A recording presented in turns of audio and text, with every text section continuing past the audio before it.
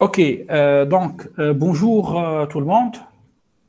Aujourd'hui, alors on va commencer notre première séance d'encadrement du projet TIPE. Cette séance va être plutôt consacrée en fait à des sujets orientés physique, chimie, physique informatique, chimie informatique, ou bien physico-chimie et informatique. Et si l'étudiant, par exemple, il a choisi un sujet pluridisciplinaire où on trouve un peu de mathématiques, un peu d'informatique, un peu de physique, donc il peut aussi profiter du contenu de cette séance. Donc, je vais commencer tout d'abord par une petite introduction sur cette épreuve inédite sur le TIPE. Qu'est-ce que ça veut dire TIPE? Le sujet de cette année proposé par le jury français et comment on peut aborder un TIPE. En fait, c'est une épreuve assez compliquée qui demande plusieurs compétences chez l'étudiant ou bien l'étudiante. Et il faut vraiment travailler cette épreuve. Hein. C'est une épreuve très importante. Allez, donc, l'intitulé du thème de cette année, hein, 2020-2021, c'est enjeux sociétaux. D'accord? Après, le jury français, en fait, il a précisé dans le texte de loi hein, où on a trouvé le thème de cette année, que le texte précise en son annexe donc que ce thème pourra être décliné sur les champs suivants. Donc c'est vrai, c'est enjeux sociétaux, mais on trouve aussi environnement, sécurité et énergie. Voilà, donc on ne trouve pas que l'enjeu sociétaux, on trouve aussi l'environnement, la sécurité et l'énergie. Alors, qu'est-ce que ça veut dire TIPE? TIPE, c'est travail d'initiative personnelle encadrée. En fait, l'initiative est personnelle. C'est-à-dire, c'est à l'étudiant de choisir son sujet, d'accord et sur lequel il va travailler tout au long de cette année. Par contre, le travail est encadré soit par un seul ou bien par deux professeurs hein, à esprit prépa, spécialement pour le sujet un peu compliqué, multidisciplinaire.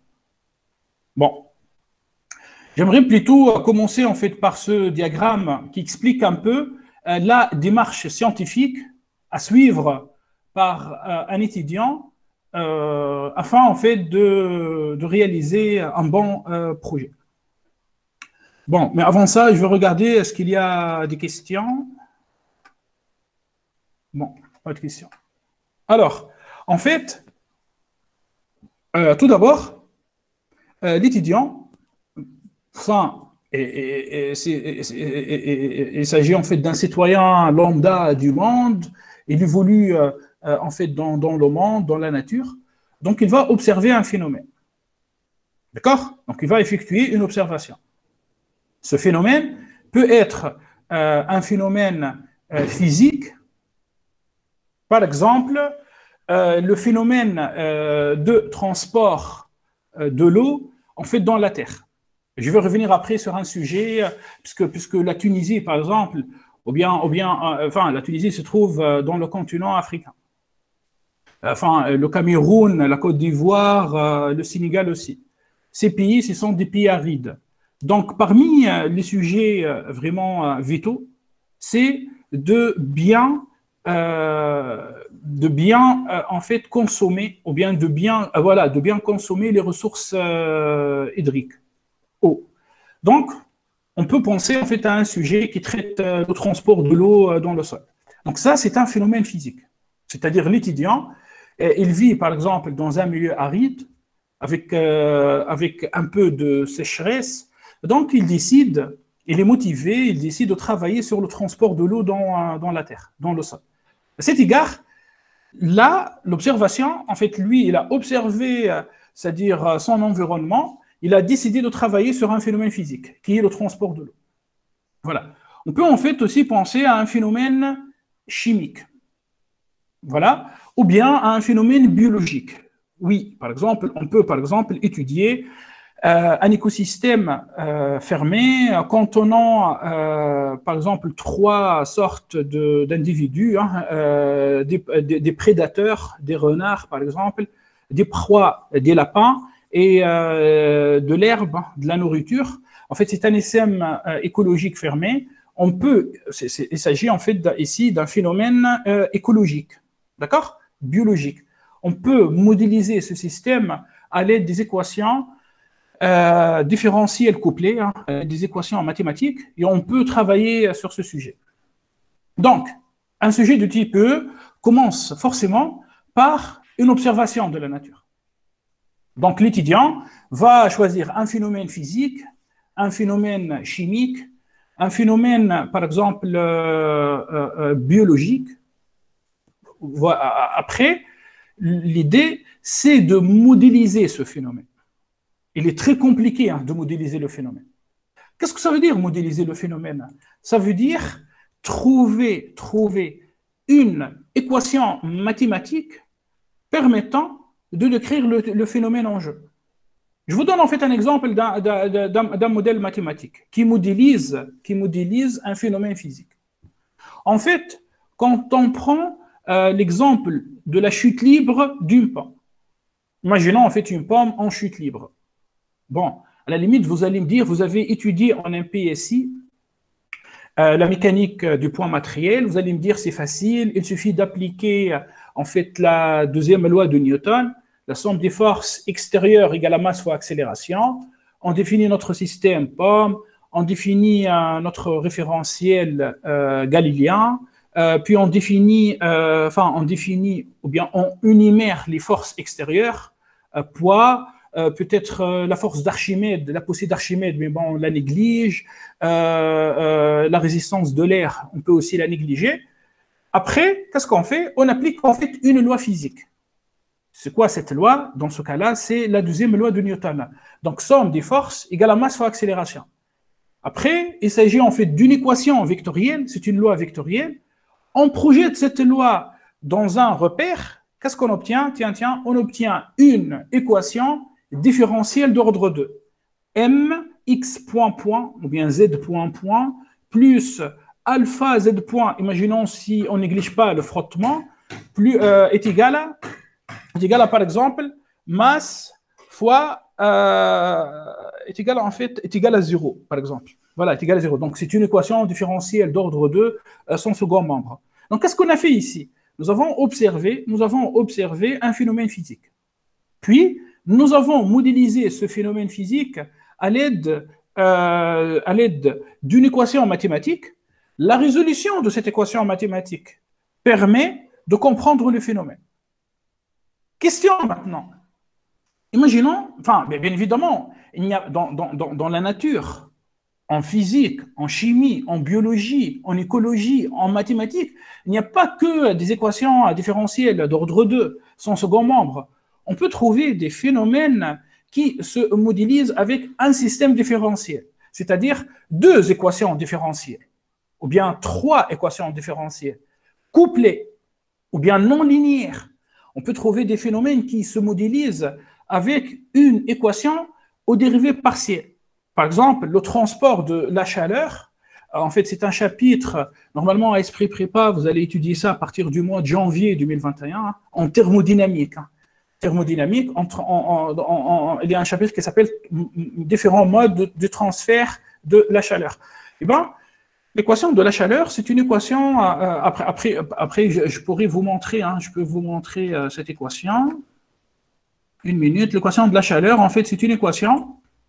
Voilà, l'équation de la chaleur, c'est une équation aux dérivées partielles. C'est ρ, la masse volumique, multipliée par la capacité thermique, fois la dérivée première de la température par rapport au temps, est égale à lambda, la conductivité thermique, fois un Laplacien de la température. J'imagine que là, dans quelques semaines, vous allez étudier, qu'est-ce que ça veut dire un Laplacien? En fait, vous allez étudier, je pense que là, vous êtes sur le chapitre électrostatique.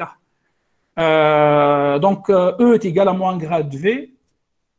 D'accord? D'autre part, div de E est égal à ρ sur epsilon 0, hein, l'équation de Maxwell-Gauss. Si on mélange les deux équations, on peut finir par l'équation de Poisson.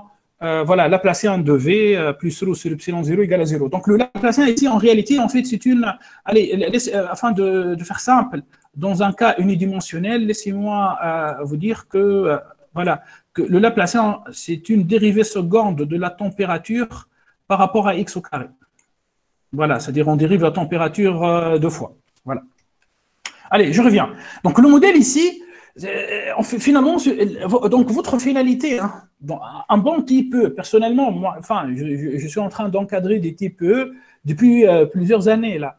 Et ben, les étudiants qui obtiennent les meilleures notes, ce sont des étudiants en fait qui suivent cette démarche scientifique. Ils commencent par regarder la nature, effectuer une observation, il spécifie un phénomène bien déterminé, il modélise ce phénomène avec une équation mathématique, équation différentielle d'ordre 1, d'ordre 2, non linéaire, avec second membre, système différentiel, équation aux dérivées partielles, même système d'équations aux dérivées partielles. Enfin, les étudiants les plus bons, hein, c'est-à-dire les meilleurs étudiants, parfois finissent par des systèmes très compliqués. S'il vous plaît, hein,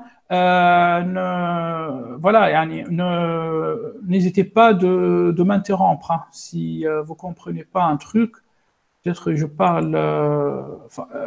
Bon, n'hésitez pas de m'interrompre et de me poser toutes vos questions. Allez, je continue. Une fois on arrive en fait au modèle, on appelle ça modélisation. Hein. Modélisation. Bien sûr, il faut montrer au jury que vous avez modélisé. Hein, c'est noté. Qu'est-ce qu'il faut faire? Il faut résoudre ce modèle. Bon, question. Face à une équation différentielle d'ordre 2, qu'est-ce qu'on fait? Comment on fait pour résoudre cette équation? Enfin, on va utiliser en fait des méthodes mathématiques. On va utiliser des méthodes mathématiques. On appelle ça résolution mathématique. Exemple. Rappelez-vous, voilà, la deuxième loi de Newton projetée.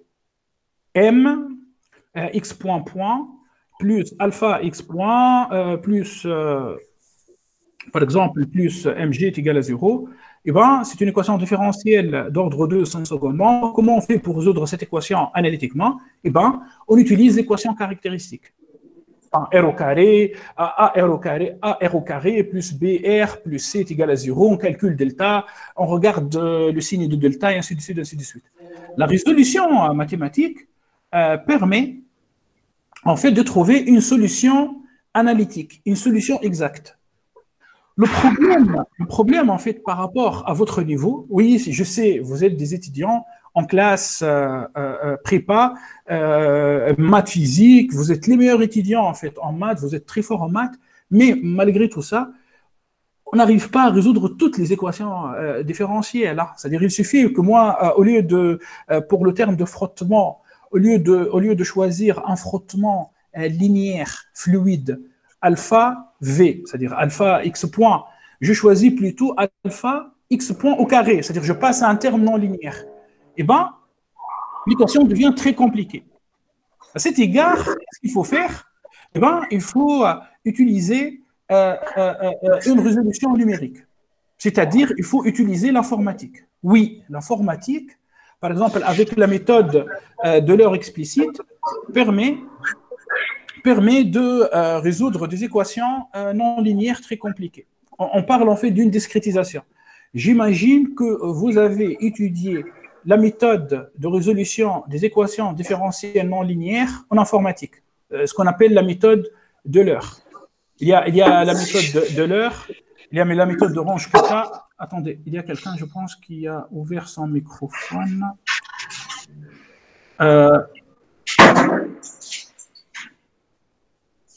William, s'il te plaît, est-ce que tu peux... voilà, merci beaucoup pour le micro. Tu es le bienvenu. S'il te plaît, si tu as des questions, n'hésite pas à les poser, hein, aucun souci. Allez, je continue. Donc, si la résolution analytique demeure impossible, ou bien très compliquée, qu'est-ce qu'on fait? En fait, on utilise l'informatique. Eh bien, on utilise Python. Et là, le jury aime ça. Pourquoi? En fait, nous avons commencé par un phénomène physique. Nous avons modélisé le phénomène physique avec une équation en mathématiques. Nous avons essayé de résoudre cette équation en mathématiques analytiquement. Nous avons trouvé des difficultés. Qu'est-ce qu'on a fait? Nous avons utilisé l'informatique. Il s'agit d'une très belle démarche scientifique. C'est-à-dire, le jury va dire, tiens, le candidat, il a utilisé la modélisation, donc il a fait un peu de physique. Il a essayé de faire une résolution analytique, donc il a utilisé des théorèmes mathématiques. Puis, il a utilisé en fait l'informatique. Donc, qu'est-ce qu'on trouve? L'étudiant, il a utilisé ses acquis. Il a validé ses acquis. Les acquis vus pendant ces deux années de classe préparatoire. La troisième possibilité, une fois en fait on obtient un modèle, eh ben, c'est de réaliser des expériences. Malheureusement, vu l'état sanitaire en fait, de la Tunisie, du monde avec le virus en fait Covid-19, il est très compliqué qu'un étudiant ou bien une étudiante parte peut-être vers un laboratoire de recherche, va demander de l'aide. C'est très compliqué en fait. Il y a du couvre-feu, les déplacements sont limités et tout. Donc, si il est très compliqué de réaliser des expériences, car une expérience nécessite un laboratoire bien équipé, et souvent ce laboratoire, soit il est loin, il se trouve dans une autre ville, ou bien on ne trouve pas le matériel demandé en Tunisie, ou bien c'est très cher. Et bien, le jury français propose aux étudiants qui n'arrivent pas à réaliser l'expérience de réaliser en fait des simulations numériques. Autrement dit, si l'étudiant réalise une résolution analytique et une résolution numérique, c'est-à-dire il va utiliser Python pour faire des simulations numériques, eh bien c'est largement suffisant. On parle des expérimentations numériques. On dit simulation numérique ou bien expérimentation numérique. Bon, s'il est possible pour l'étudiant de réaliser des expériences, ben pourquoi pas, hein? Au contraire, ça va enrichir son sujet.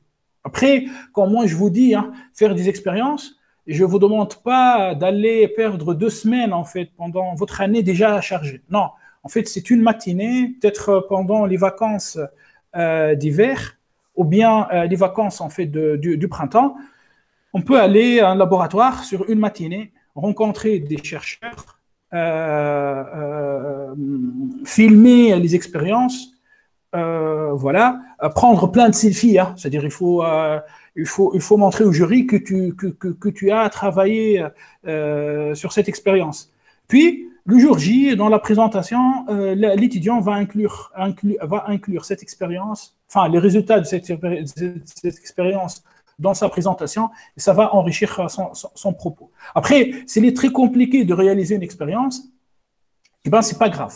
Par contre, ce que je vous conseille, hein, c'est de travailler ces 2 axes. La résolution analytique, c'est-à-dire appliquer des théorèmes mathématiques pour résoudre les modèles mathématiques trouvés qui décrivent le phénomène physique, chimique, biologique, écologique, et surtout de faire beaucoup de simulations numériques. Et moi, je suis ici pour vous aider, hein, c'est-à-dire je vais vous montrer des ressources après. J'ai une chaîne sur YouTube qui contient des cours en Python, des cours de simulation numérique. Je vais en réaliser d'autres, donc ne vous inquiétez pas. Bien, ok, très bien. Maintenant, qu'est-ce qu'on fait une fois on trouve imaginons, hein, l'étudiant, il a fait une résolution analytique, il a trouvé une solution exacte. Par exemple, il a trouvé en fait une fonction sinusoïdale. Bon, il est impossible, enfin, vu la dissipation énergétique. Allez, imaginez en fait qu'il a trouvé une fonction sinusoïdale modulée par une exponentielle décroissante. Une fonction sinusoïdale modulée par une exponentielle décroissante. Enfin, on s'approche un peu de la réalité. Il a réalisé une simulation numérique, il a trouvé une autre solution, il a réalisé une expérience, il a trouvé des mesures. Après, qu'est-ce qu'on va faire? Eh bien, l'étudiant doit critiquer. qu'est-ce qu'il doit critiquer? Il doit critiquer les approximations. Car n'oubliez pas, afin de trouver le modèle mathématique,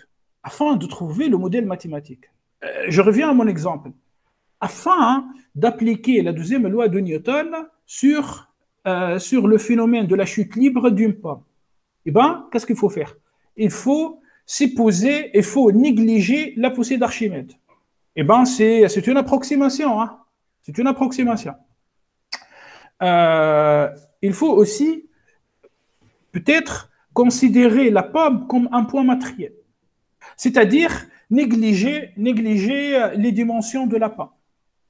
C'est une autre approximation.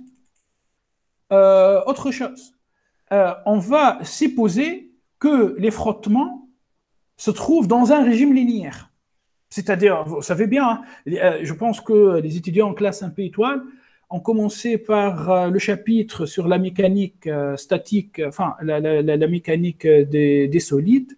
Et ben, on étudie quoi? La force de Coulomb, la force de frottement statique. Donc, quand on parle de la force de frottement, il existe trois forces. Il y a une force statique, on trouve cette force dans un contact solide-solide, ou bien solide-plan, enfin solide-solide, une force de frottement linéaire, moins alpha V, moins alpha, une constante V, vecteur vitesse, ou bien moins alpha x point, si je projette le vecteur vitesse sur l'axe x', ou bien moins alpha x point au carré. C'est une force de frottement non linéaire. Donc, il faut appliquer une hypothèse. Imaginez, là, je suis en train de traiter une chute libre très très simple. C'était un phénomène très très simple. Vous avez étudié ça en janvier l'année passée, enfin cette année en 2020, dans le chapitre mécanique de poids matériel. Et malgré ça, regardez à l'ensemble d'hypothèses et d'approximations appliquées. Eh bien, l'étudiant doit critiquer ces approximations. Il doit aussi valider ces hypothèses. Après, il doit synthétiser les résultats et puis il va finir avec des conclusions. Bien évidemment, là, on peut en fait imaginer des boucles, hein, c'est-à-dire s'il trouve que une telle approximation ne marche pas, alors qu'est-ce qu'il va faire l'étudiant? Il va revenir en fait au modèle, il va dire, tiens, le modèle ne tient pas compte de la réalité physique. Donc, je dois changer de modèle. Et il faut montrer ça au jury. Hein. Il faut montrer ça au jury. Bon, je vais m'arrêter ici pendant quelques secondes, au cas s'il y a des questions. Y a-t-il des questions? C'est bon? B, ok. Sinon, s'il vous plaît, n'hésitez pas, hein, n'hésitez pas de regarder ce que je viens de vous mettre comme ressources. Hein. S'il vous plaît, cliquez sur ces liens ou bien enregistrez ces liens quelque part. Voilà, il y a plusieurs liens. Après, je vais vous expliquer tout ça. Bon, je continue. Maintenant, je passe à autre chose. Dans un type E, il existe en fait 3 étapes. La première étape débute le 18 janvier 2021 à 9h et finit le 8 juin de la même année. En fait, pendant cette étape, qu'est-ce qu'il faut faire? Il faut choisir un titre. Après, je vais vous montrer quelques exemples de titres. C'est-à-dire, l'étudiant va choisir un sujet, il doit choisir un titre. Après, pour le titre, ça ne doit pas être vraiment très très lent, c'est-à-dire très très spécifique, car l'étudiant risque d'ajouter des choses. Je vous donne un exemple d'un titre très très particulier, très très spécifique. Par exemple, étude magnétique d'un matériau supraconducteur pendant le glissement d'un train maglev. Bon, imaginez si l'étudiant n'a pas réussi, par exemple, à travailler sur des matériaux supraconducteurs. Qu'est-ce qu'il va faire? Est-ce qu'il va avoir 0 le jour J? Bien sûr que non. En fait, il faut choisir un titre, pas un titre très très court, style énergie. On ne peut pas choisir énergie, par exemple, ou bien on choisit sécurité. Ça ne marche pas. Il faut choisir, par exemple, un titre contenant un titre, par exemple, attracteur, hein, c'est-à-dire ça donne envie de regarder ton travail. N'oubliez pas que le jour J, vous aurez le droit à 15 minutes.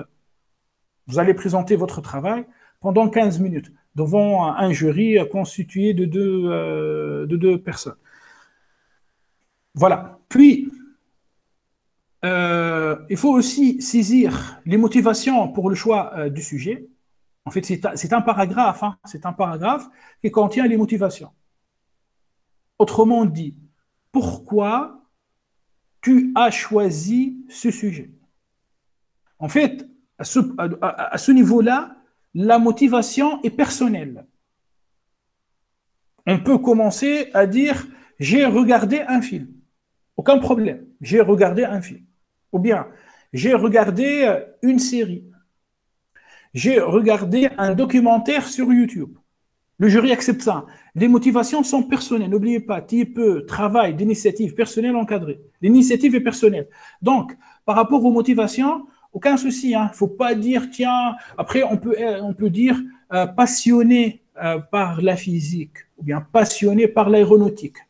Ok, bon, c'est une motivation personnelle. Hein, la motivation est personnelle. Donc, je répète, un titre, une phrase, 4 mots, hein, 5 mots, pas plus. Un paragraphe contenant ta motivation personnelle. On peut dire citoyen de la Tunisie, je constate une détresse hydrique. C'est une réalité. Il y a un cycle en Tunisie, donc il y a en fait un manque de ressources hydriques. À cet égard, tu dis, j'ai décidé de travailler sur le transport de l'eau dans le sol, ou bien dans un barrage. Je continue. Un paragraphe qui contient l'ancrage. C'est quoi l'ancrage? L'ancrage, c'est le lien, la relation entre ton sujet et le thème de cette année. Imaginons un étudiant qui veut travailler, par exemple, sur l'énergie de l'océan, sur l'énergie verte de l'océan, ou bien l'énergie verte de la mer. Donc, pendant ce paragraphe ancrage, il va mentionner les mots environnement, c'est-à-dire on doit trouver le mot environnement, puisqu'il va travailler sur une énergie non polluante. C'est-à-dire comment on peut extraire une énergie non polluante à partir de l'océan, ou bien comment on peut extraire une énergie non polluante à partir de la mer. Par exemple, les Camerounais peuvent travailler sur l'océan Atlantique. Les Tunisiens peuvent travailler sur la mer Méditerranéenne. On doit aussi trouver le mot énergie. Après, on vous demande en fait un paragraphe, hein, moins de 50 mots. Hein. OK. Puis, il y a la MCOT. Hein. Je vais vous montrer plusieurs exemples de MCOT. Et puis, bien sûr que oui, si le travail est un travail qui appelle en fait à un groupe d'étudiants, donc dans ce cas-là, en fait, il faut déclarer ça. Après, si vous voulez, je peux vous montrer 2 exemples de type E qui ont été faits en fait entre 2 étudiants. Voilà, donc ce qui change, c'est les objectifs.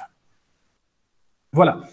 Puis, en fait, il y a une présentation à faire et la validation. Bon, allez, je veux vous montrer en fait, je ne sais pas, est-ce qu'il y a des questions par rapport à ce niveau-là? C'est bon, tout est clair? OK. Ça va. OK, merci, William. Très bien. OK. De toute manière, ne vous inquiétez pas, je vais vous envoyer cette présentation. Je vais vous envoyer aussi, en fait, une autre présentation qui traite plus spécifiquement les TIPE orientés informatique. En fait, c'est simple, hein, cette présentation fait 11 pages et contient les directives par rapport à un TIPE orienté informatique. Puisque, puisque là, dans le sujet de cette année, dans le thème de cette année, on trouve sécurité. Quand on dit sécurité informatique, donc on pense directement à la cryptographie. Vous pouvez, s'il vous plaît, prendre note pour ceux qui veulent à un sujet type informatique. Donc quand on dit sécurité, on pense à quoi? On pense en fait à la sécurité informatique. Et bien la sécurité informatique, on trouve toute une discipline en sécurité informatique qui s'appelle la cryptographie. Donc, quand on dit cryptographie, en fait, c'est une discipline qui fait appel aux mathématiques, c'est-à-dire à l'analyse, hein. Je ne dis pas analyse numérique, hein, c'est de l'analyse, c'est de l'arithmétique, donc tout ce qui est congruence, divisibilité dans Z, les règles de calcul. Avec l'arithmétique, on peut étudier le cryptage de César, c'est-à-dire comment crypter et décrypter des nombres avec des nombres, on appelle ça cryptage de César. Le cryptage à fil, en connaissant des clés hein, A et B. Décryptage d'un texte par analyse de la fréquence des lettres employées. Cryptage de Vigenère. D'accord? Donc là, je viens de vous donner, disons, 2 ou 3 sujets. Hein. Sécurité informatique, c'est un enjeu sociétal en fait hyper important. Maintenant, le monde est interconnecté, le monde est un petit village. Donc, quand on essaie de communiquer avec des personnes dans d'autres pays, ou bien quand on veut envoyer une communication, ou bien une transaction entre 2 banques, entre 2 assurances, entre 2 entreprises via Internet, on veut que cette transaction soit protégée. Comment on peut protéger cette transaction? Eh bien, on la crypte. Comment on la crypte? En utilisant l'arithmétique. Après, l'arithmétique permet de sortir des algorithmes. César, affine, Vigenère, ou bien décryptage par analyse de la fréquence des lettres employées. Et je peux, hein, pendant d'ici janvier, vous donner encore plus d'algorithmes. Bon, donc je ne veux pas en fait expliquer cette présentation, car c'est une présentation vraiment orientée informatique, mais ne vous inquiétez pas, hein, je vais vous envoyer ça. OK. Maintenant, je veux plutôt passer voilà, aux ressources que j'ai préparées pour vous. Hein. Bien. Donc, tout d'abord, en fait, là, depuis quelques mois, quand j'étais à Esprit Prépa, j'ai sur cette page web, voilà, je vous donne le temps. En fait, vous allez trouver le lien dans la messagerie instantanée de Google Meet. En fait, bien évidemment, je vais enrichir en fait ce répertoire. En fait, je vous montre le répertoire que j'ai réalisé pour vos copains de l'année passée. Voilà, donc il contient des présentations, il contient des idées. Bon, pour vous, pour l'instant, vous allez trouver 3 documents. MCOT2, MCOT2 2019 et MCOT 2020. Bon, allez, on va commencer par MCOT2. En fait, chaque document a fait à peu près 100 de pages.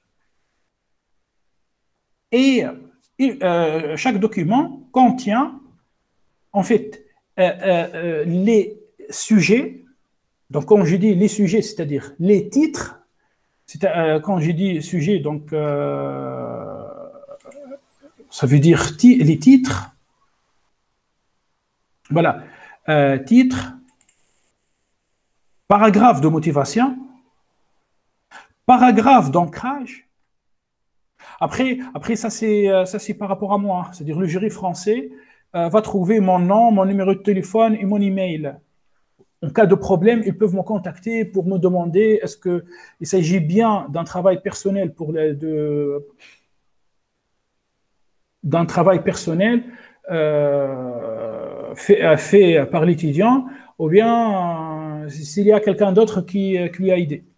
Après, on trouve le positionnement thématique. Je vais vous montrer où on va trouver, où vous allez trouver tous les positionnements thématiques, les mots-clés en français et en anglais, et la bibliographie commentée.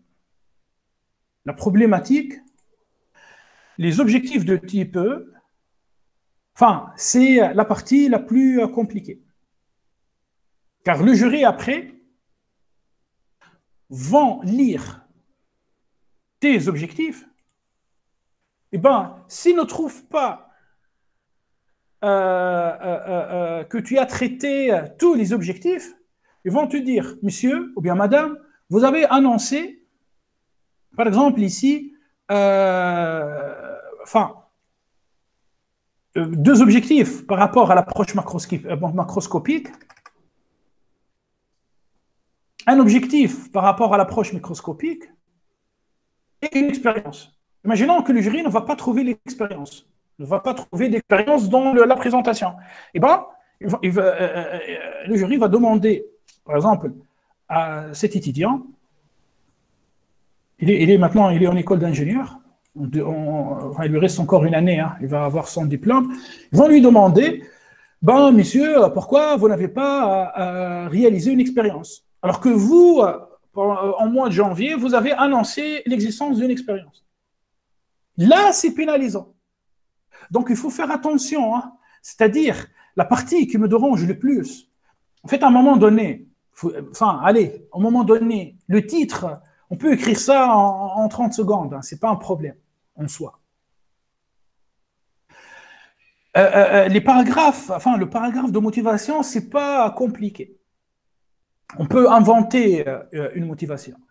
Malgré que moi, je préfère que l'étudiant soit honnête, ou bien l'étudiante soit honnête et donne une vraie motivation personnelle. Car ça se voit. Hein.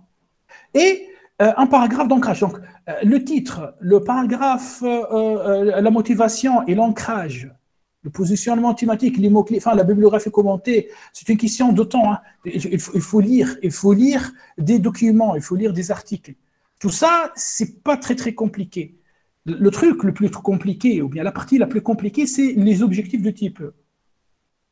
Si on se trompe, en fait, sur les objectifs, ou bien on annonce des objectifs, et après, en mois de juin, j'espère, quand on sera, j'espère pour vous, hein, admissible, et on part à Paris pour présenter notre type E, qui est une preuve importante, un coefficient 5, si le jury ne trouve pas ces objectifs, eh ben, on risque d'avoir une mauvaise note, une sale note. Donc, il faut faire attention. Après, on trouve en fait les références bibliographiques. Voilà. Et ben, par exemple, là, si vous allez, s'il vous plaît, sur ce lien, bon, je vais vous enverrer ça une deuxième fois, hein, pour les gens qui viennent de nous rejoindre. Si on clique sur ce lien, je vous demande de cliquer sur ce lien, vous allez trouver 3 documents. Et ben, vous allez trouver tous les sujets que moi j'ai encadrés en 2017-2018, pendant l'année universitaire 2017-2018. Pardon. 2018, oui, 2017-2018. Donc, c'est à peu près 202 pages. D'accord? Donc là, par exemple, on trouve ce sujet, étude de l'infiltration de l'eau dans le sol. Voilà. C'est un sujet très important. Pourquoi? Car ça va m'aider à vous illustrer en fait un petit peu. Slim Abid, je pense, il a obtenu, en 2018, il a eu, je pense, 14. Oui, il a eu 14 sur ce sujet. Après, je vais vous montrer sa présentation. Et on peut s'inspirer hein, de son travail. Bon, donc là, vous allez trouver en fait plein de sujets, hein, plein de paragraphes. Enfin, par exemple, Neila Ayedi, maintenant, elle est dans une école où elle étudie l'informatique à Paris. Hein. Mohamed Belkahia, lui aussi, il travaille en fait sur une technique de conversion de l'énergie, des ondes acoustiques vers l'énergie thermique. C'est-à-dire comment on peut récupérer de l'énergie à partir des ondes acoustiques. Bon, je vais revenir sur ça. Le deuxième document,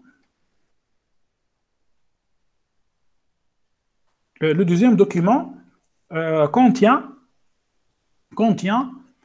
à peu près 122 pages, puisque j'ai minimisé un peu le nombre d'étudiants à ma charge hein, que j'encadre. Vous allez trouver donc leur sujet. Titre, paragraphe hein, de motivation. Par exemple, là, on peut lire « Étant personnellement fasciné par l'espace », vous avez vu, hein, la motivation est personnelle. Étant personnellement fasciné par l'espace. Et sachant que la race humaine a peur d'extinction, doit un jour devenir multiplanétaire.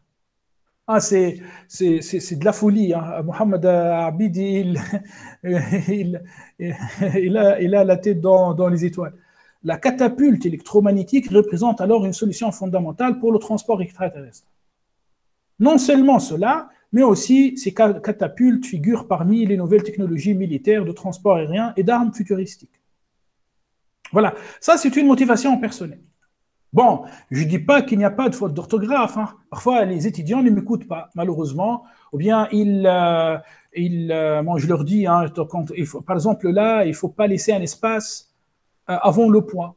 En fait, par exemple, ici, il ne faut pas laisser un espace avant la virgule. Par contre il faut laisser un espace après la virgule. Mais, au fond, il s'agit en fait d'une belle motivation. Étant personnellement fasciné par l'espace, patati patata. Voilà. Donc, vous allez trouver tout ça hein, sur le site. Ici, lui, il est étudiant en fait en classe 1 étoile à Angaramin à l'époque. Il a travaillé sur l'optimisation des trajectoires aériennes. C'est un sujet qui fait appel à la sécurité aérienne, à la minimisation de la consommation énergétique, tout ce qui est kérosène, enfin, le carburant en fait d'avion est très cher, et l'environnement, la problématique de la pollution aérienne. Voilà, par exemple, il est à l'ANSIMAG maintenant. Il a fait une très belle école à Grenoble en informatique. Donc, l'optimisation des chemins est l'un des problèmes d'actualité rencontrés partout dans la nature. Point. Motivé par ce sujet et fasciné par les mathématiques appliquées à la science, de toute manière, maintenant, il est dans une école de mathématiques appliquées, en CIMAG, à Grenoble. Je me suis intéressé à étudier des modélisations en mathématiques qui permettent de résoudre ce problème. Vous avez vu, hein, il utilise en fait le premier personnel, le premier prénom personnel. Donc, la motivation est personnelle. Hein.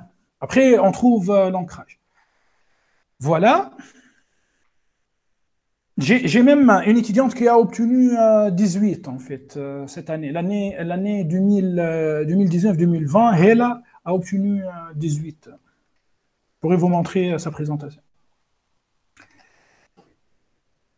Puis, on arrive en fait à cette année. Hein, malheureusement, il n'y avait pas de type E, l'épreuve de type E a été annulée, mais la première étape, puisqu'on sait bien que le virus, le confinement, c'était en mois de mars. Par contre, on trouve en fait les essais, les sujets de vos amis, de vos camarades de l'année passée. Bon, l'année passée, je vous rappelle que c'était l'océan. Donc, on peut recycler les sujets de vos amis. Par exemple, là, Mohamed Bakouche, il a choisi de travailler sur l'exploitation de l'énergie thermique de l'océan. Et ben, quand on dit exploitation de l'énergie thermique de l'océan, on peut remplacer océan par l'énergie de la mer. Si on est tunisien, on dit de la mer, hein, puisque nous, on est juste à côté de la mer Méditerranéenne. Pour les Camerounais, c'est l'océan Atlantique. Après, on peut dire, tiens, on est citoyen du monde, on peut travailler sur tous les océans. Donc, on trouve énergie et on trouve en fait environnement. Voilà, je vous lis le paragraphe de motivation de Mahmoud Bakouche, pardon. Lors d'une émission télévisée, on a soulevé le problème énergétique mondial et les différentes recherches pour des nouvelles sources. Bien évidemment, on est à la recherche des sources énergétiques non polluantes, donc qui conservent l'environnement. Parmi les solutions préconisées, je cite l'énergie thermique des océans qui a attiré le plus mon attention. Donc c'est un sujet, qui traite, c'est-à-dire qui traite l'énergie.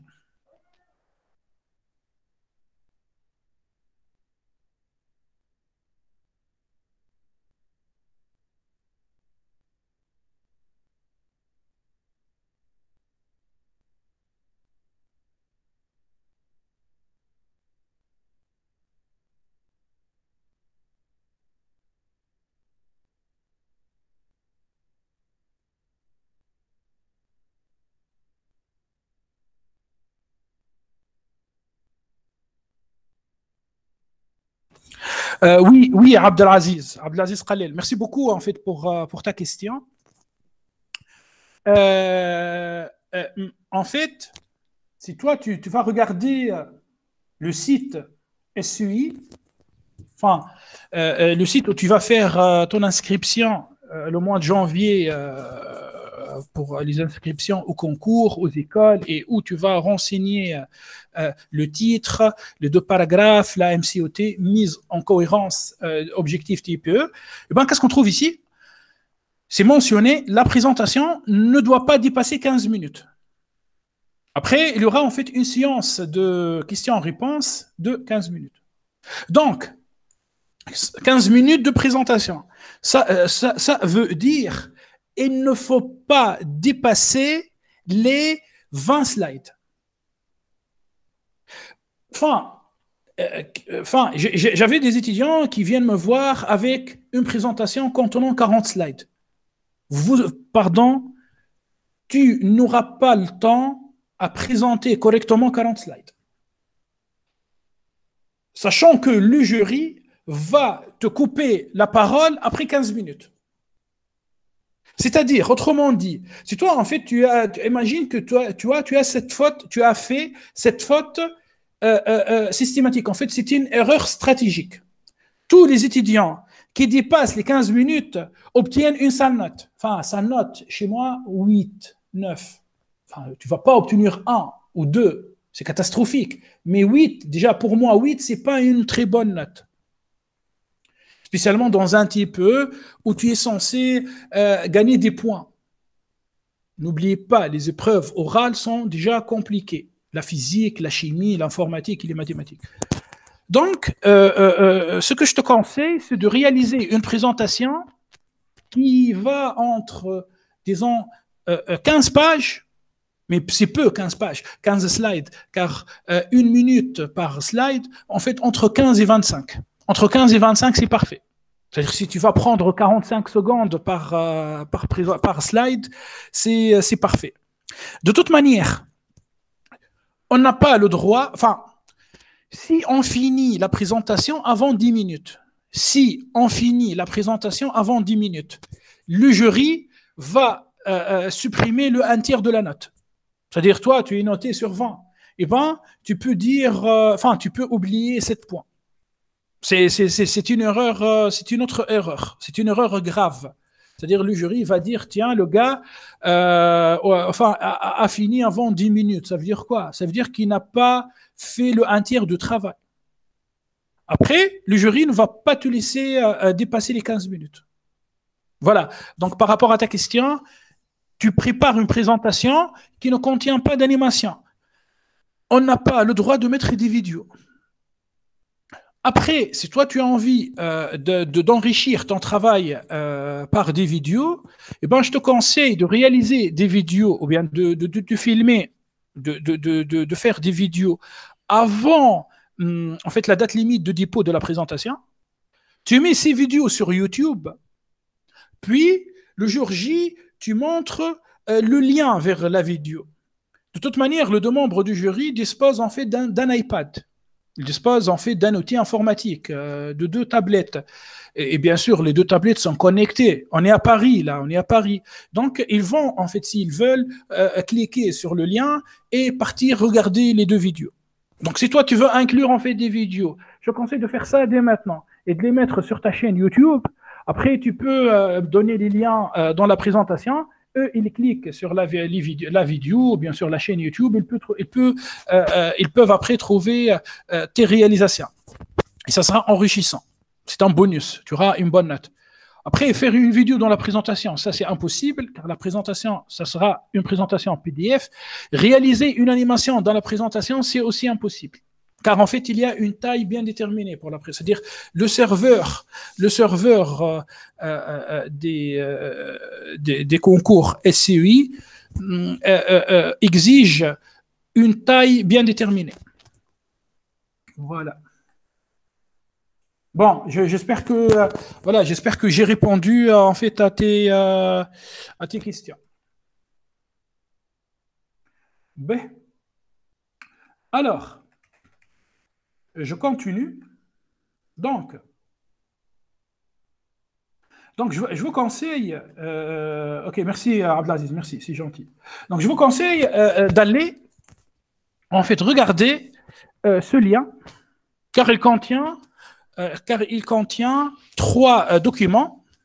Si on compte, en fait, en moyenne, hein, enfin, le premier document, il contient 200 pages, enfin, 3 pages par type E.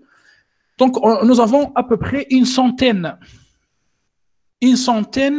de paragraphes contenant une motivation, paragraphes contenant un ancrage, de bibliographie et des ressources.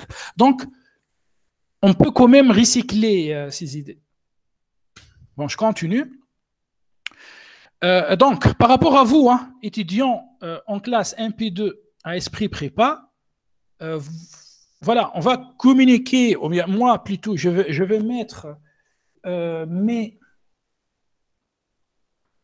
mes documents sur ce lien.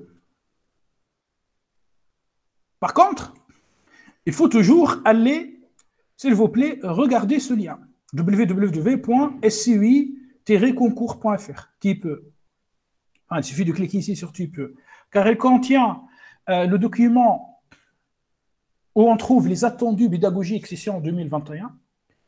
Voilà le document. C'est un document riche, hein, qui résume les attendus pédagogiques du jury français. Donc, on trouve en fait le déroulé, bien les différentes étapes, 18 janvier, 8 juin, 29 mars, 9 juin, et ainsi de suite. Puis, on trouve les directives du jury français. C'est-à-dire, le paragraphe ancrage ne doit pas dépasser 50 mots. Le paragraphe motivation aussi ne doit pas dépasser 50 mots. Puis, les positionnements thématiques, c'est-à-dire est-ce que le sujet contient de l'informatique, contient des mathématiques, on trouve les positionnements bibliographiques à la fin. Regardez là, à la fin. C'est simple, hein? Il suffit d'aller sur ce site, hein? Enfin, c'est simple. Il suffit de taper SUI, concours, on clique sur type E, puis on clique ici sur attendu pédagogique. Et on va à la page 9. Page 9, on trouve les positionnements thématiques. Chimie analytique, théorique, organique, inorganique, chimie, génie chimique, informatique, pratique. En fait, je vous conseille de faire de l'informatique. On va valider plusieurs objectifs en même temps. De 1, on va faire un bon type E, ça veut dire une bonne note. De 2, on va améliorer notre niveau en informatique. N'oubliez pas que l'informatique, c'est une matière stratégique. En CCP, mine, et puis dans le concours national. Bon, ici, en fait, on trouve informatique pratique. Ça veut dire quoi? Ça veut dire quand toi, tu vas écrire des codes en Python. Donc, c'est de l'informatique pratique. Après, pour l'informatique théorique, c'est quand tu vas peut-être calculer, par exemple, la complexité temporelle de tes algorithmes. C'est-à-dire le nombre d'opérations élémentaires que l'algorithme utilise pour réaliser un certain calcul. Donc ça, c'est de l'informatique théorique. Bon, par exemple, pour quelqu'un en fait qui va choisir de travailler sur la sécurité informatique, sur la cryptographie. Donc forcément, il va mettre informatique pratique et informatique théorique, hein, puisque il est obligatoire pour quelqu'un qui va bosser sur des choses en informatique il y a quelqu'un apparemment. Bon, en masqué. En fait, il y a des gens de l'extérieur qui viennent se connecter. Bref, donc là, pour les gens qui vont travailler, par exemple, choisir les sciences industrielles, on trouve le traitement de signal, génie électrique. En mathématiques aussi, on trouve des thèmes, hein, des positionnements thématiques, géométrie, algèbre, analyse, mathématiques appliquées, autres domaines. Et en physique, on trouve la physique théorique, la mécanique, physique de la matière, physique ondulatoire, physique interdisciplinaire, et ainsi de suite. Voilà. Donc, je vous conseille, s'il vous plaît, de prendre 15 minutes et d'aller lire ce document riche. Ce document contient toutes les directives du jury français. Voilà. Par rapport au type B. Je continue en fait sur les ressources. Après, je vais vous montrer un petit peu, enfin, je veux vous, un petit peu complet, la présentation et MCOT. Et on va discuter. Donc, il y a l'école normale de la rue d'Ulm, enfin, l'école normale supérieure, hein, qui propose un site ou bien une page où on fournit de l'aide aux topins. Par exemple, en 2019, c'était transport. Donc, l'ENS demande à ses chercheurs, à ses professeurs, maîtres de conférences, de réaliser des vidéos sur le thème transport. Donc, par exemple, ici, transport, turbulence, loi d'échelle. Donc, c'est une vidéo, hein, si je clique, je veux partir vers une autre page qui contient en fait un document et une vidéo sur YouTube qui contient en fait une conférence d'1 heure. Donc, dans cette conférence, le chercheur va vous donner des pistes. Peut-être que ça sera très compliqué, c'est quand même, c'est ENS Ulm, hein, c'est pas facile, mais ça va vous guider un peu. D'accord? Donc, ça, c'est par rapport à l'ENS. Donc, il suffit ici de cliquer, s'il vous plaît, sur le département de physique aux élèves des CPGE scientifiques. Voilà. Donc, on va trouver, par exemple, là, le thème de l'année passée, donc océan. Mais n'oubliez pas, quand on dit océan, on peut penser directement à l'énergie renouvelable, à une énergie propre, non polluante. Donc, au thème de cette année. Cette année, le thème, c'est énergie. Et l'océan, c'est notre environnement. Les océans, c'est 70% de la planète Terre. Donc, on peut recycler. Moi, je vous demande, hein, même je vous motive de recycler les sujets de l'année passée. Mais après, on ne dit pas océan. Hein. On peut changer un peu. Mais en fait, on reste dans cette dynamique. Donc là, vous allez trouver 4 vidéos qui traitent les océans. Cette année, bien évidemment, peut-être à cause de la crise de Covid-19, ils n'ont pas encore mis à jour leur site pour le thème de cette année, mais je vous conseille quand même d'aller regarder cette page. Bon, allez, je vous envoie ça. Bon, sinon, c'est déjà envoyé. Car là, j'ai un petit problème avec mon PC. OK, je continue. Il y a le site, en fait, Pixies. En fait, c'est un site qui contient des ressources pour les sciences du numérique. Et on trouve, en fait, toute une rubrique qui traite le type. Voilà, il suffit d'écrire Pixies, Pixees, 2es.fr, enjeux sociétaux. C'est le sujet du type E 2020-2021-2. Et là, on va tomber sur plein de sujets traitant l'environnement, le changement climatique, les épisodes méditerranéens, l'impact social des inondations, l'eau, l'or bleu et le poisson de demain, l'imagerie sismique. J'ai un étudiant, par exemple, qui a travaillé pas sur l'imagerie sismique, mais sur l'imagerie acoustique des océans. Et après, quand on vous propose en fait un sujet, eh ben, on vous explique. Après, s'il vous plaît, ne faites pas l'erreur qui consiste à dire mais le sujet est classique. C'est-à-dire le sujet est déjà proposé sur un site internet public. Donc ça ne sert à rien d'aller choisir ce sujet.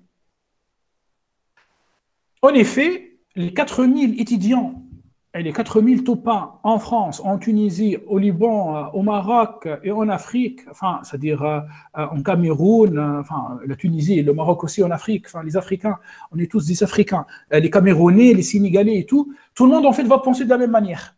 Et finalement, personne ne va choisir ces sujets. Donc, je vous conseille d'aller regarder ce site, pixies.fr.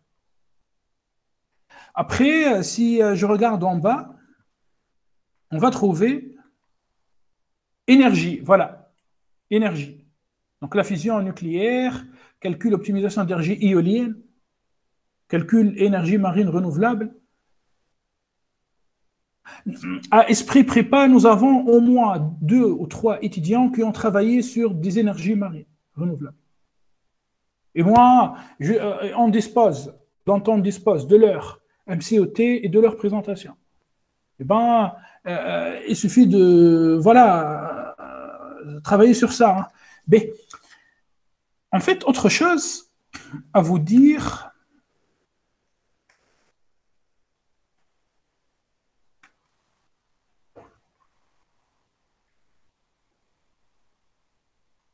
Voilà.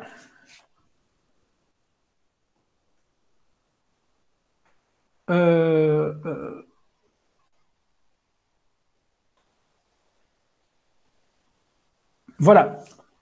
En fait, pour ceux qui vont me dire, mais les sujets qui se trouvent par exemple sur le site Pixies, ou bien sur le site du département de physique de l'école normale supérieure, ou bien sur le site Interstice. Voilà, je vous demande aussi en fait de retenir ce site. C'est un site qui contient beaucoup de ressources liées au type E. C'est très très riche, le site Interstice. Donc pour ceux qui vont me dire, mais ces sujets, on les trouve déjà sur Internet, donc c'est pas original. En fait, voilà, je réponds comme ça. Peu importe que le sujet soit original, pourvu qu'il soit bien traité, un thème bateau comme le freinage magnétique, c'est-à-dire, moi, j'ai commencé en fait à travailler le type E en 2007, à encadrer des étudiants en 2006-2007. Là, j'ai 14 ans en fait d'expérience par rapport au type E. Tous les ans, on trouve des gens qui travaillent sur le freinage magnétique, qui arrivent quand même à inclure le freinage magnétique dans le thème. Ou bien les algorithmes pour résoudre une puissance 4. Bon, les deux sujets sont classiques. On est bien d'accord. Quand toi, tu vas me dire l'équation de la chaleur. L'équation de la chaleur, ρ, c'est la dérivée de t par rapport au temps, est égal à lambda, la dérivée seconde de t par rapport à x au carré. C'est un sujet classique, oui, je sais, c'est un sujet classique. Mais si toi, tu choisis ce sujet et tu le maîtrises correctement, eh ben, tu peux avoir en fait une très bonne note. Mais bien traité, donc un sujet classique bien traité peut largement vous permettre de décrocher la note maximale. L'acoustique, les feux de forêt, la propagation d'épidémies, Tiens, c'est un enjeu sociétal majeur hein, d'étudier la propagation d'une épidémie. Et moi, j'ai travaillé sur ce sujet avec une étudiante française quand j'étais à Nantes. Donc, je pourrais vous donner les codes et tout, hein, et sa présentation. Les nuages ne sont pas des sujets, mais des thèmes, car beaucoup trop vagues. Par contre, oui, je sais,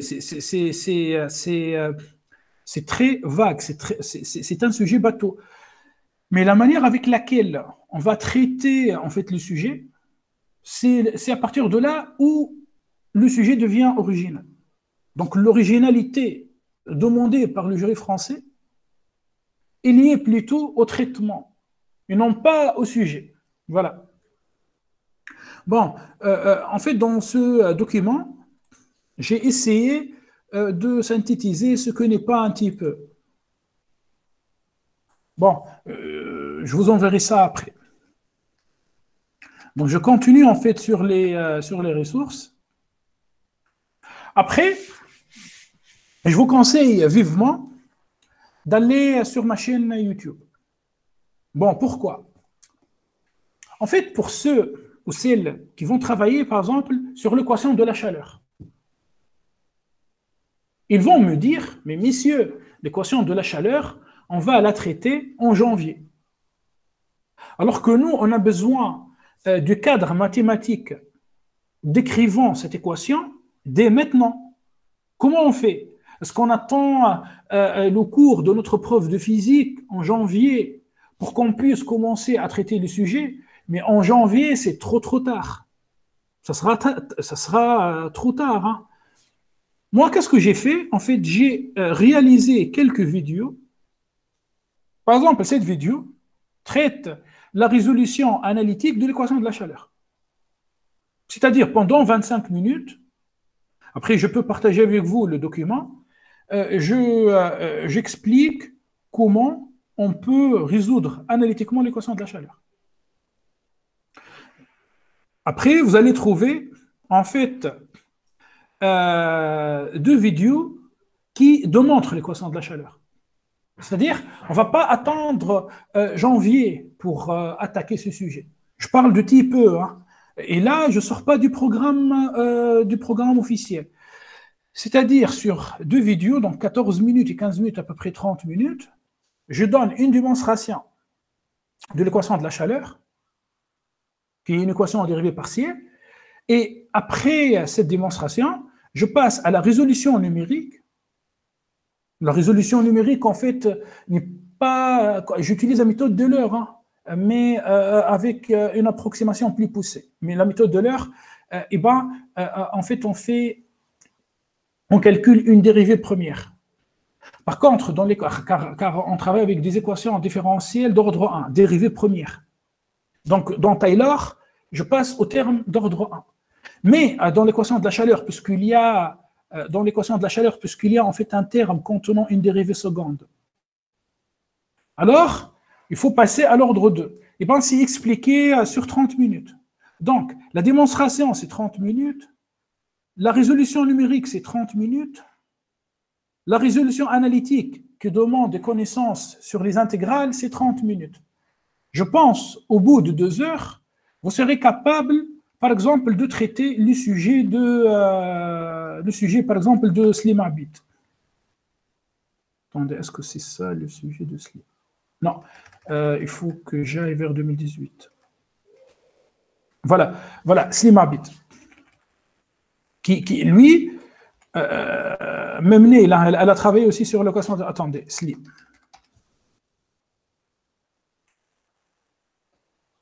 Là, Slim, par exemple, il n'a pas travaillé vraiment sur l'équation de la chaleur, il a travaillé sur le transport de l'eau. Mais le transport de l'eau et le transport de la chaleur sont modélisés par la même équation. Voilà, c'est la magie des mathématiques. C'est comme ça, les mathématiques, c'est la colonne vertébrale de la physique. Hein. Donc, une fois on arrive à comprendre, donc là, par rapport à ma chaîne YouTube, je vous conseille vivement d'aller sur cette chaîne. De toute manière, je vais partager avec vous les vidéos. Vous allez même trouver en fait tout un cours. Voilà, en fait une vidéo qui vous décrit comment travailler un petit peu, c'est-à-dire la modélisation scientifique. Puis je passe à la résolution d'un concours math-info central, c'est-à-dire des équations différentielles en mécanique avec de l'informatique. Voilà. Donc voilà, en fait, pour les ressources, bon, ce n'est pas une liste, en fait, exhaustive. Je ne manquerai pas de vous envoyer, en fait, d'autres ressources. Voilà. Allez. Maintenant, bon, s'il n'y a pas de questions. Ah oui, il y a William, en fait, qui m'a posé cette question. Elle m'a dit, monsieur, va-t-on toujours travailler en ligne ou va-t-on faire cours en présentiel? William, en fait, tu sais bien la situation mondiale avec le virus. Alors moi, j'ai envie de venir travailler avec vous, mais avec le confinement et le virus, donc c'est un peu compliqué. Mais cela dit, enfin, j'ai une question. Pourquoi tu me poses cette question? Est-ce que tu trouves que c'est pas très pratique de travailler en ligne? Est-ce que tu n'arrives pas à comprendre des choses, William? William, est-ce que tu m'écoutes? Oui, monsieur. Et Oui, dis-moi. Oui, bon, c'était un camarade qui m'avait posé la question. oui, oui, dis-moi. Oui, oui, je t'en prie. Mais là, en fait, ce n'est que la première séance. Oui. Ce n'est que la première séance. Après, oui, oui, en fait, j'ai en fait l'un de vos camarades, Papa Samba.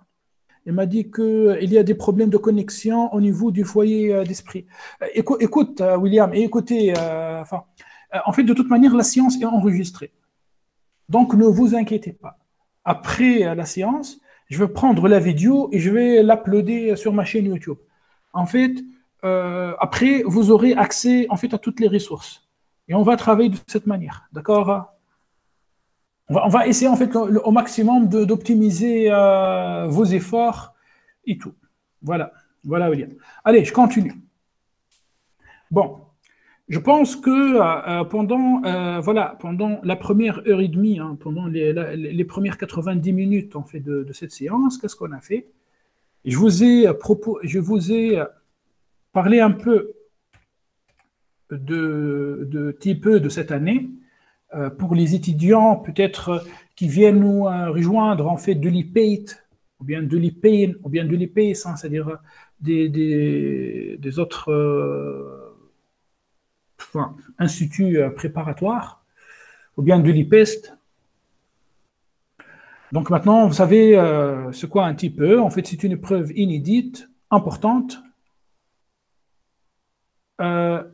Si on obtient en fait 0 dans un type E, eh ben, je vous assure que c'est mort pour les concours français. Voilà. C'est une épreuve hyper importante. La seule école où on ne trouve pas de type E, c'est l'école polytechnique. Mais le type E est remplacé par une autre épreuve qui s'appelle ADS, Analyse de documents scientifiques. Une épreuve qui dure 4 heures. Voilà. Donc, il est hyper important de travailler le type E. Même 1 heure par semaine, samedi. D'accord? J'ai parlé en fait de la démarche scientifique. J'ai parlé des étapes importantes. Bien évidemment, je suis en train d'expliquer l'étape numéro 1. Ce qui vous intéresse pour l'instant, c'est l'étape numéro 1. C'est le choix de sujet. Le titre, la motivation personnelle, l'ancrage, les références bibliographiques, la bibliographie commentée, la problématique et les objectifs. Attention, les objectifs. C'est très important, les objectifs. Bon, allez. On va en fait attaquer à ce sujet. Ce sujet se trouve, c'est page 4 dans le document MCET2 où vous allez trouver ça. C'est simple, il suffit d'aller sur cette page. Il suffit d'aller sur github.com, Ahmed Rebahi, type 2020-2021. vous allez trouver le document. Il suffit de cliquer, vous allez tout télécharger. Sinon, on clique sur le bouton vert ici, on télécharge tous les documents. Et on va à MCOT, tout, page 4. Slim Abid a obtenu 14. Donc, le titre, allez, étude de l'infiltration de l'eau dans le sol. Il a choisi de travailler sur le phénomène du transport de l'eau dans le sol. Allez, on va commencer par le paragraphe de motivation personnelle. J'habite la Tunisie. Quelqu'un qui est camerounais, il peut dire j'habite le Cameroun. J'habite la Côte d'Ivoire. J'habite le Sénégal. J'habite la Mauritanie. J'habite la Tunisie. Et constamment, nous parlons d'un manque d'eau. C'est tout à fait normal. On est un pays africain, on est en Afrique, donc c'est un peu compliqué l'eau. Donc nous parlons d'un manque d'eau pour l'agriculture. Virgule. Ce qui oblige l'État à puiser parfois dans ses réserves. Point. Pour cela, j'ai choisi, voilà la motivation personnelle. Pour cela, j'ai choisi d'étudier l'infiltration de l'eau dans le sol. À ce niveau-là, le jury français, enfin les deux membres du jury vont dire, tiens, le gars, il habite la Tunisie, il est dans un pays africain. En fait, il y a de la sécheresse chez eux. Il est impacté par ce problème. Eh bien, c'est un enjeu sociétal. Voilà, hein, c'est un enjeu sociétal. C'est un enjeu majeur, quoi. Pour cela, j'ai choisi. On ne dit pas en.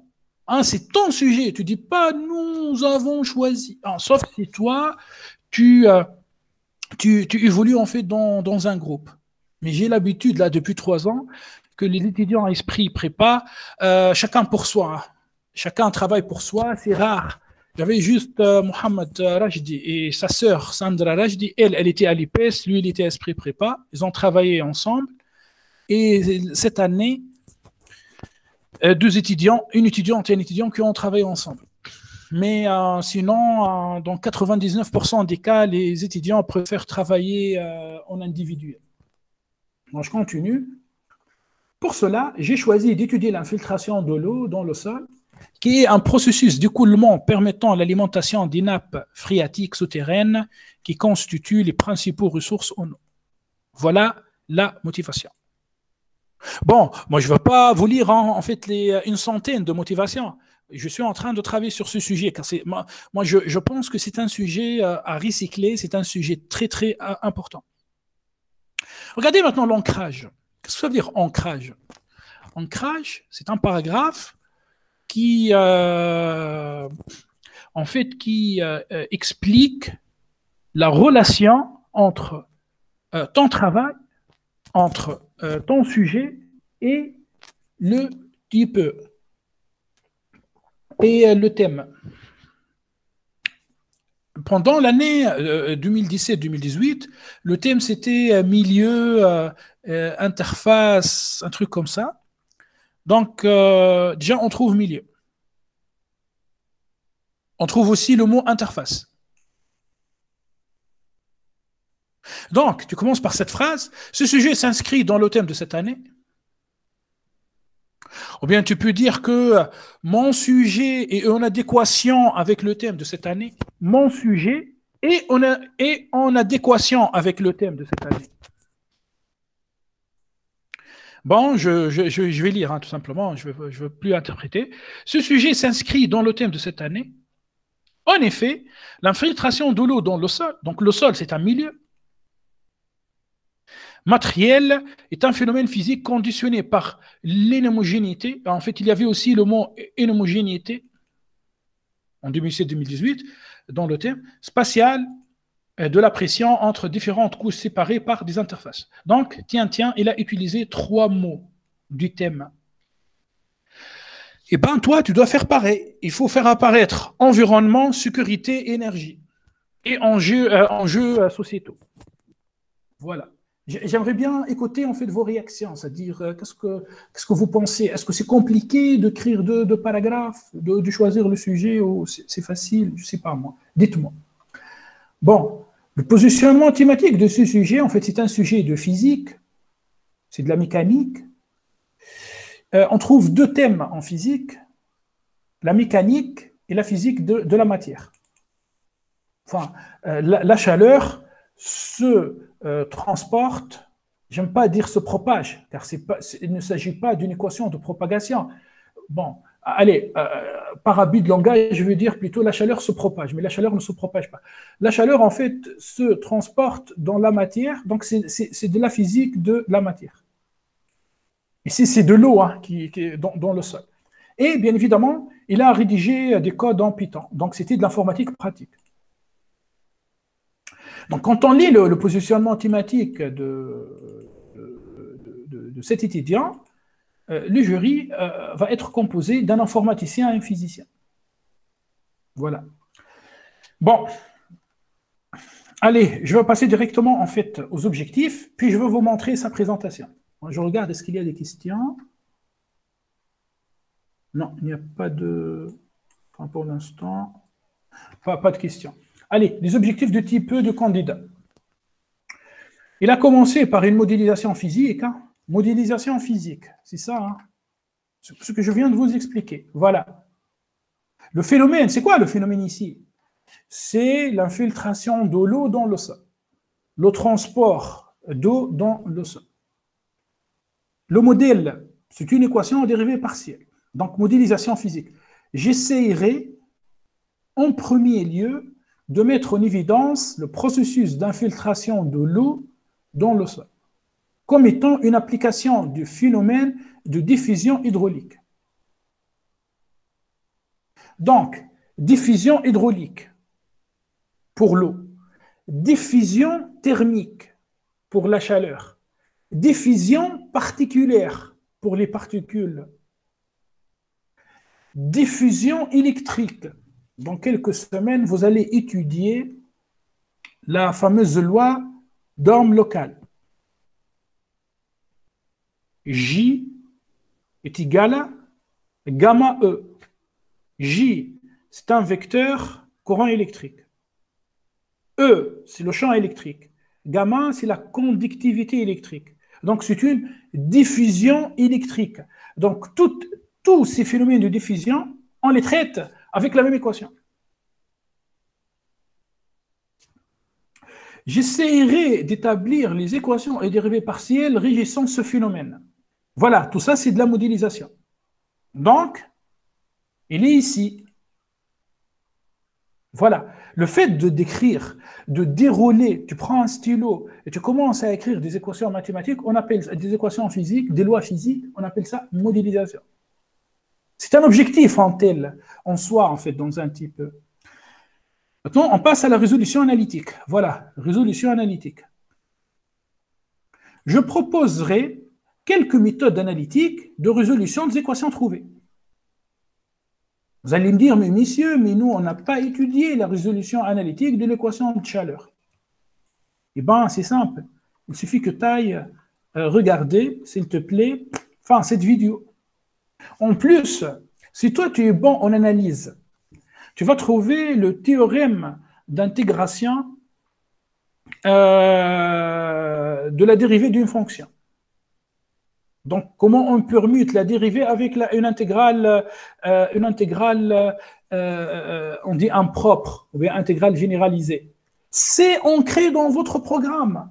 On n'est pas en train de travailler des choses qui sortent. En fait, l'idée sort du programme des classes prépa. Oui, je suis tout à fait d'accord. Vous, cette année, vous n'aurez pas de cours sur la diffusion particulière. La loi de Fick, c'est pour les classes prépa, physique, chimie. Vous n'aurez pas de cours sur la diffusion hydraulique. La loi de Darcy. Par contre, la loi de Darcy, là, Salim, en fait, il va parler de la loi de Darcy. Par contre, vous aurez un cours sur la diffusion thermique, l'équation de la chaleur. Vous aurez un cours sur la permutation entre une intégrale généralisée et une dérivée. Eh bien, c'est dans le programme. On ne sort pas du programme. Même la résolution numérique de l'équation de la chaleur ne sort pas du programme. C'est la méthode de l'heure. J'imagine que vous avez étudié ça l'année passée, sauf que peut-être vous avez étudié la méthode de l'heure avec une équation différentielle d'ordre 1, là, on va passer à l'ordre 2. En fait, il suffit, quand tu fais le calcul dans le développement de Taylor, que tu passes en fait à l'ordre 2 au lieu de t'arrêter à l'ordre 1. Bon, résolution analytique. Donc, et on est ici. Je proposerai quelques méthodes analytiques de résolution des équations trouvées. J'implémenterai un code permettant de visualiser les solutions analytiques trouvées. Voilà, ça c'est la résolution analytique. Résolution numérique, donc on est ici. On a essayé de penser à une expérience, mais c'était compliqué. À l'époque, c'était compliqué. Donc, on a choisi plutôt de faire une simulation numérique, des simulations numériques. Donc, je proposerai une modélisation numérique du modèle proposé en résolvant numériquement l'équation aux dérivées partielles trouvée en utilisant Python avec la méthode de différence finie. En fait, la méthode d'Euler, ce n'est que la méthode de différence finie.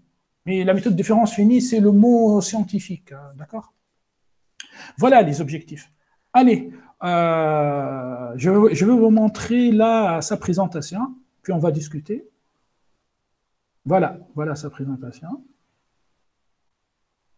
Là, c'est pour Abdelaziz, hein, il m'a demandé, il m'a dit, monsieur, voilà, la présentation de Salim ici, c'était 23 slides, 23 pages. Donc, si vous avez des questions, n'hésitez pas. Hein. Allez. Donc, on commence, en fait depuis, le jury a interdit aux étudiants d'inscrire leur nom sur le premier slide. Par contre, il faut mettre son code. Pendant l'inscription, vous aurez en fait un code unique et là, il faut mettre le code. On n'a pas le droit de... Enfin, vous n'avez plus le droit de mettre une indication sur vos noms, vos prénoms sur la présentation. Donc, on écrit le thème, milieu, interaction, interface, homogénéité, lecture. Donc, l'étudiant ici, dans l'ancrage, il a mentionné milieu, il a mentionné interface, il a mentionné homogénéité. On est dans le même cas, là. Votre sujet, cette année, c'est enjeux sociétaux. Environnement, sécurité, énergie. Puis, on trouve le titre de sujet. Étude de l'infiltration de l'eau dans le sol. Allez, le plan du travail. Toi, j'espère, hein, en 2021, tu vas en fait présenter, donc il faut présenter tes contributions personnelles, les objectifs, puis mise en évidence du phénomène, la modélisation, la résolution et les enjeux. Bien évidemment, il faut aussi inclure le code. En 2017-2018, ce n'était pas demandé. L'année d'après, 2019-2020, le jury a ajouté en fait une autre condition, une autre exigence. Il faut inclure le code dans la présentation à la fin. Et il faut imprimer le code en 2 copies, on appelle ça les listings, et il faut donner ça le jour J au jury. Donc, regardez les contributions personnelles de l'étudiant. Demande de prise de contact avec des laboratoires de recherche en agronomie à Tunis. Oui, malheureusement, en fait, il a essayé de contacter des gens en Tunisie et c'était compliqué. En fait, soit les gens ne répondent pas aux emails, soit il n'y a pas de matériel, soit les gens ne sont pas motivés. Donc, on a trouvé beaucoup d'inertie par rapport... mais vous aussi, je vous conseille aussi de contacter des laboratoires. Après, vous pouvez montrer les emails au jury français, comme quoi vous avez bougé, vous avez essayé de contacter des gens. On peut même contacter des gens à l'étranger. C'est-à-dire, imaginons, pendant vos recherches, si vous allez trouver qu'un chercheur américain a travaillé sur un truc, ben vous pouvez lui envoyer un email. Et d'habitude, les Américains, ils répondent. Les Américains et les Français répondent. Il y a des Tunisiens aussi qui répondent, mais ça dépend du cas. Proposition d'un programme informatique en langage Python en vue de résoudre l'équation aux dérivées partielles établies. Voilà. Ça, c'était vraiment sa contribution principale. Les objectifs. Il a réécrit les objectifs, donc expliquer le phénomène de l'infiltration de l'eau dans le sol, Puisque une personne lambda, même un docteur en physique, peut-être il a fait sa thèse en physique électromagnétique, alors que le sujet traite de la mécanique des fluides. Donc, il faut quand même expliquer aux gens. Établir l'équation aux dérivées partielles régissant le phénomène, essayer de résoudre cette équation analytiquement et numériquement en se basant sur des approximations. Donc, il a commencé en fait par expliquer le phénomène. En fait, un milieu, le sol, c'est un milieu poreux composé de l'air, eau et un squelette de la terre. Voilà la structure du sol. Force de pression. En fait, l'eau peut naître car il y a sous l'effet de la pression, il y a aussi la masse de l'eau, hein, la force de la gravité. Bon, quelques notions de... Là, par contre, ça, est-ce que c'est hors programme? Je crois que non. Mais bon, comme moi je te dis, variation de la masse dans le volume, vous avez vu ça en chimie, vous avez vu ça en physique, en thermodynamique. Le flux de masse reçu par la surface. Je pense que vos profs de physique cette année, ils ont commencé à vous expliquer qu'est-ce que ça veut dire une double intégrale, le flux d'un vecteur. Par exemple, l'intensité électrique, c'est quoi? C'est double intégrale J scalaire ds. ds, c'est l'unité de surface faite par rapport à un disque. Et l'intensité, c'est le courant qui passe à travers une surface. En fait, c'est un flux, c'est une double intégrale. Voilà, donc ça, c'est l'équation de conservation de masse. Divergence ρV est égale à la dérivée de ρ par rapport au temps. Par contre, vous, en classe 1P, cette année, vous allez étudier l'équation de conservation de charge électrique. Voilà, c'est la même équation, c'est un opérateur divergence. Après, il ne faut pas avoir peur. Hein. Divergence, en fait, quand on dit divergence, div, par exemple, d'un vecteur, div de E. En fait, div, c'est un opérateur qui transforme un vecteur en un scalaire. C'est tout simplement la dérivée de Ex par rapport à x plus la dérivée de Ey par rapport à y plus la dérivée de Ez par rapport à Z. Enfin, c'est pas compliqué, quoi. Mais, donc, il a commencé, en fait, la modélisation.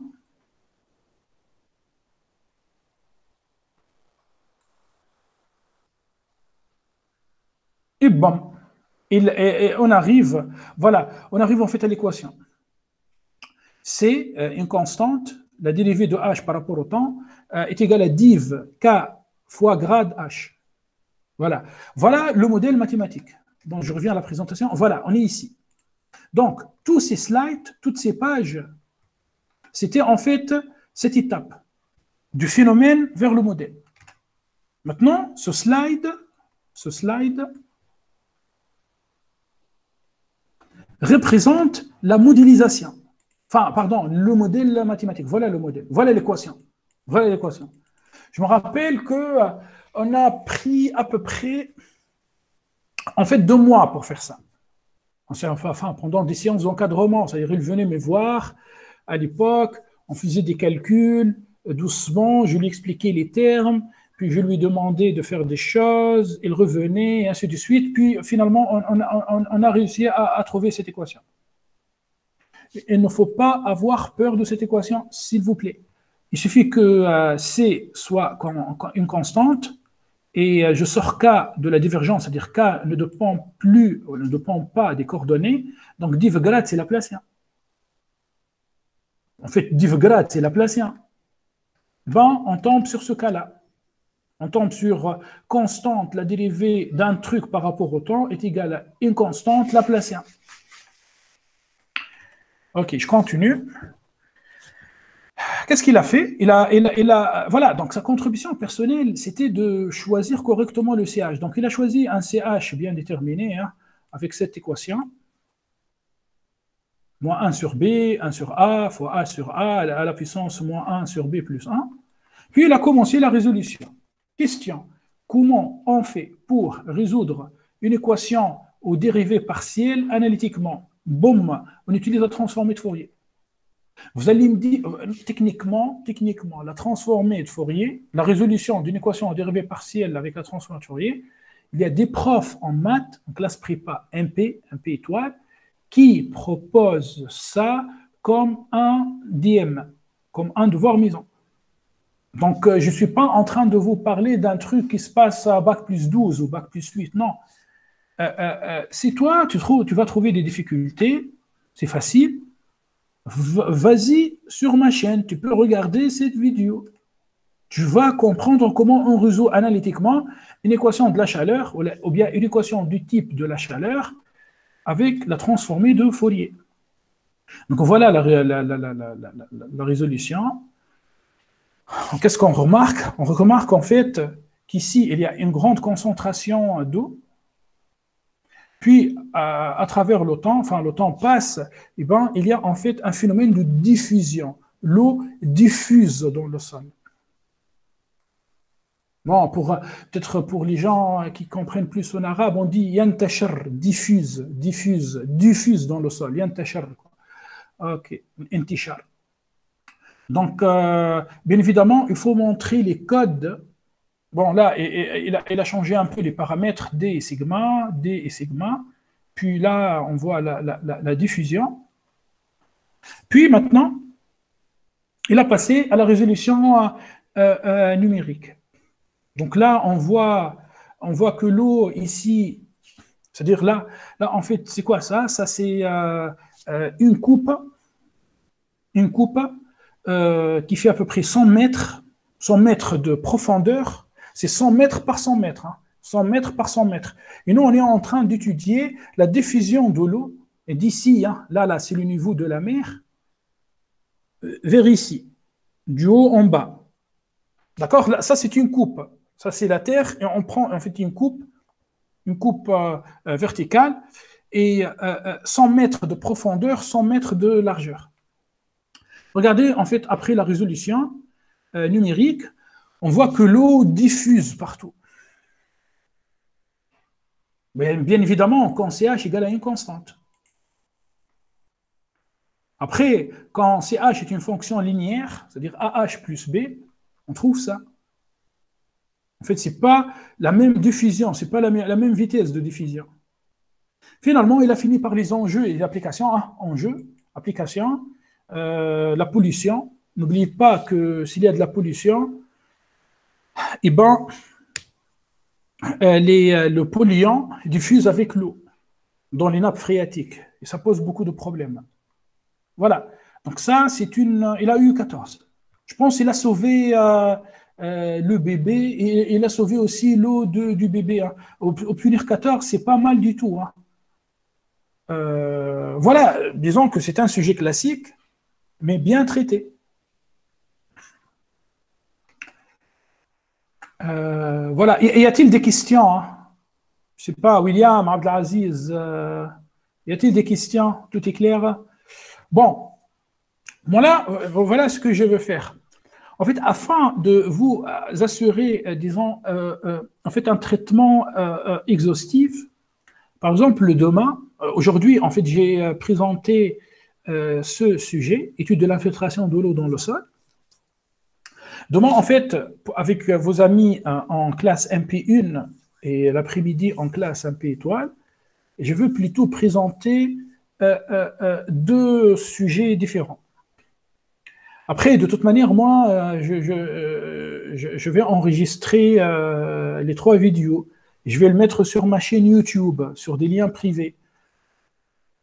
Après, vous allez, après, en regardant en fait les 3 vidéos, les 3 séances, vous allez regarder 3 sujets différents. C'est-à-dire demain, par exemple, je vais peut-être parler un peu de l'informatique, hein, mais je ne vais pas traiter ce sujet. Je vais plutôt traiter un autre sujet qui a été fait avec moi. En fait, demain, je pense à présenter le travail de Olivier Kouassi. Il est maintenant en génie civil, je pense en 3e année, génie civil. Il est à la recherche d'un stage PFE en France. Bientôt, il sera ingénieur. Donc, il a choisi à l'époque, il a choisi de travailler sur les changements climatiques, conséquents sur la glace. C'est un enjeu sociétal majeur. Hein. Juste, laissez-moi vous montrer le modèle mathématique. Vous allez rigoler. Boum, c'est l'équation de la chaleur. En fait, si je supprime ces deux termes, c'est-à-dire H θ, gamma θ à la puissance 4, on finit par l'équation de la chaleur. C'est la même équation trouvée par Selim. Olivier Kouassi a travaillé sur la chaleur, sur la glace. Selim a utilisé la même équation, mais pour l'infiltration de l'eau. Nickel, tout ça, c'est grâce aux mathématiques. Je peux vous montrer un autre type. Voilà. Youssef Mizri. Bon, je vais plutôt expliquer ça de manière plus profonde demain. Il a travaillé, Youssef, sur comment on peut extraire de l'énergie thermique à partir du sol. D'accord? Et tiens, voilà l'équation de la chaleur. La dérivée de T par rapport au temps, constante, dérivée seconde par rapport à x au carré, ainsi de suite, ainsi de suite. Bon, il a eu 13, Youssef, il a eu 13. Bon, bien évidemment, ça c'est le schéma numérique. Hein. Je vais vous montrer en fait un autre sujet. Mohamed Belkeh, plutôt, il a travaillé sur comment on convertit l'énergie acoustique vers une énergie thermique. Il a fait une expérience. Bon, il était chanceux. Il a accédé à au laboratoire du LIPEST. Non, il était parmi les rares chanceux, hein, car c'est pas facile. Tiens, c'est quoi ça? C'est une équation de la chaleur. Voilà, terme de diffusion, dérivée seconde, dérivée première. Il a eu une bonne note, lui aussi. Mahdi, lui, il a travaillé sur la propagation des ondes acoustiques. Bon, c'est pas une équation de diffusion, mais c'est une équation de propagation. C'est Laplacien avec une dérivée seconde. Puis il a fait une résolution analytique, puis il a fait une résolution numérique. Donc demain, en fait, je vais plutôt parler c'est-à-dire le matin, je vais plutôt traiter un sujet, l'après-midi un autre sujet. Comme ça, même si toi tu es étudiant en classe 1P2, tu peux quand même,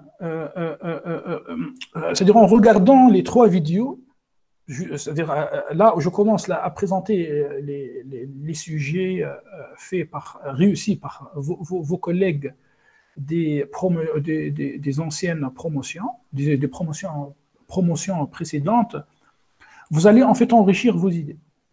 Ça, c'est Neil qui a travaillé sur le laser. Eh bien, tiens, c'est l'équation de la chaleur.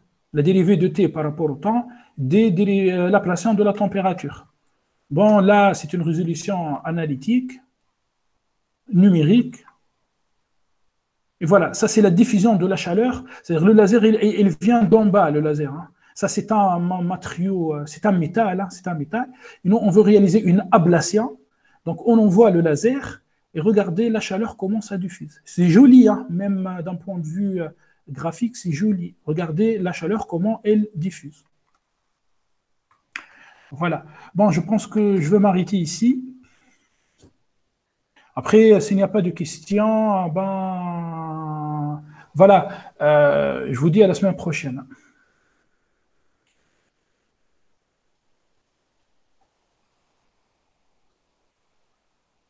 Et y a-t-il des questions? Ça dépend. Moi, j'ai choisi de travailler sur l'énergie, la fusion nucléaire. Et Monsieur Amin Benamou m'a proposé de travailler euh, euh, sur, euh, sur le modèle de Griffith, la rupture des matériaux. Ah, ok. En fait, ça tombe bien. Le modèle de Griffith, Eh ben, c'est une équation qui s'approche beaucoup de l'équation de la chaleur. En fait, c'est un Laplacien. J'ai une étudiante, j'ai oublié son nom, qui a travaillé sur ça. Elle a eu une bonne note. Je pense qu'elle a obtenu 15. Mais elle a fait beaucoup d'expériences quand même. Elle a travaillé sur le modèle de Griffiths, elle.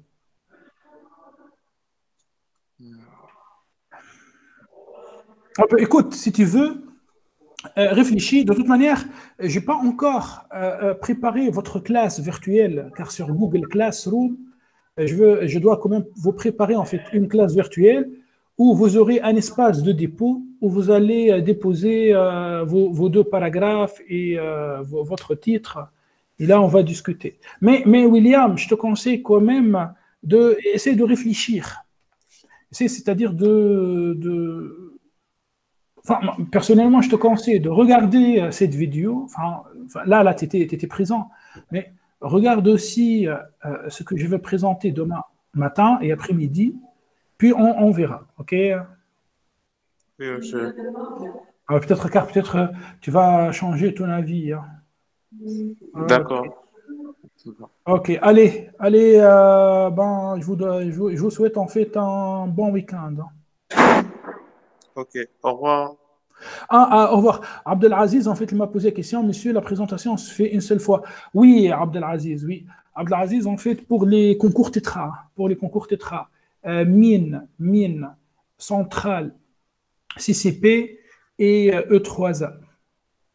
Eh ben, c'est un seul type. Voilà. À l'école polytechnique, il n'y a pas de type E. Il y a par contre une épreuve qui s'appelle ADS, Analyse Documents Scientifiques. Pour des écoles, on appelle ça mine télécom. C'est à partir du concours mine, mais c'est mine télécom, c'est une autre barre. On ne trouve pas le type E. Mais de manière générale, ces écoles demandent des frais de scolarité très très élevés. Donc, nos étudiants, nous avons, c'est rare que nos étudiants en fait obtiennent, enfin, ils obtiennent ces écoles, aucun souci, hein, mais ils ne partent pas vers ces écoles. Donc, pour répéter, type E, c'est tétra concours, tétra. CCP, centrale, mine et E3A. À l'école polytechnique, il n'y a pas de type E. L'ENS, les écoles ENS, École normale supérieure, Ulm, Cachan, l'antenne à l'ouest, Bretagne, qui se trouve à Rennes et à Lyon, elles ont leur propre type E. Et souvent, puisque toi, tu seras en classe MP, toi, tu es en classe MP, donc c'est un type E mathématique. Ils demandent en fait des choses un peu avancées, c'est des maths un peu poussées, quoi. C'est une autre histoire. Mais bon, si tu arrives en fait à intégrer l'ENS, je te ferai le type E par moi-même, quoi. Mais bon, après, pour le type E, là, je suis en train de présenter le type E traditionnel tétra-concours. Voilà. Est-ce que c'est bon? J'ai répondu à ta question?